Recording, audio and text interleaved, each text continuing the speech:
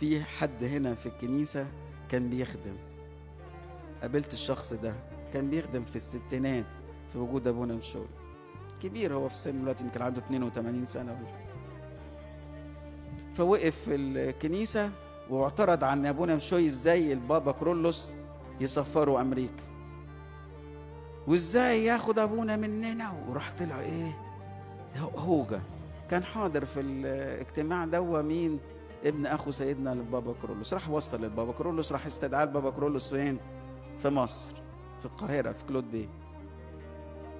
قال له يا ابني انت تشتم البطرك يا ابني، وراح ايه بايديه ايدين سيدنا البابا ايه يعني، بنشكر الله يعني، لو اداني قلم هيكومني يعني، بس التاني ده اكبر شويه، اطول واعرض، ايه راح اداله بالقلم.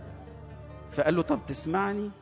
قال لي قداسة البابا عشان اوريكم بس ده منظر من بره يبان انه شخص مش كويس، شوف بقى اسمع كملت القصه.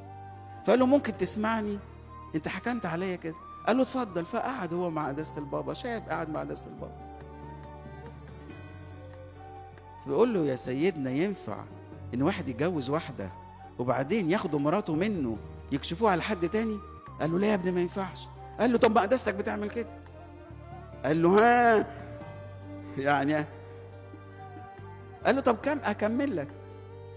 ينفع ان انا اكون اب اعترافي بقعد معاه وعارف اسراري، لسه هعترف عند اب تاني هكشف نفسي تاني؟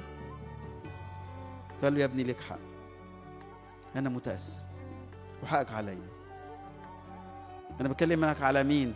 واحد بيبان من بره منظره مرات صعب، لكنه بابا الكنيسه، البطرك بتاع الكنيسه، بيقول انا ايه؟ انا متاسف، انا ما خدتش بالي، انا متاسف، حقك عليا.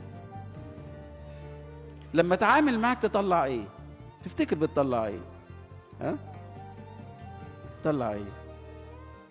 مياه رضيه. الناس بتاخد كلامك مرات مش مستحملاه، مرات عنيف مش بتشجع الناس، مرات شخص الناس مش بتقبل تتواصل معاك، وعارفين فلان جه، مدام فلان جه خلاص ده انا مش هنقدر نكمل الاجتماع، فلان جه مش هنقدر نعمل اي موضوع، فلان جه، ايه ده يا عم ده؟ ايه ده؟ ايه ده؟ ايه الناس دي؟ بتطلع مياه رضيه، معنا الموقع ايه؟ حسن.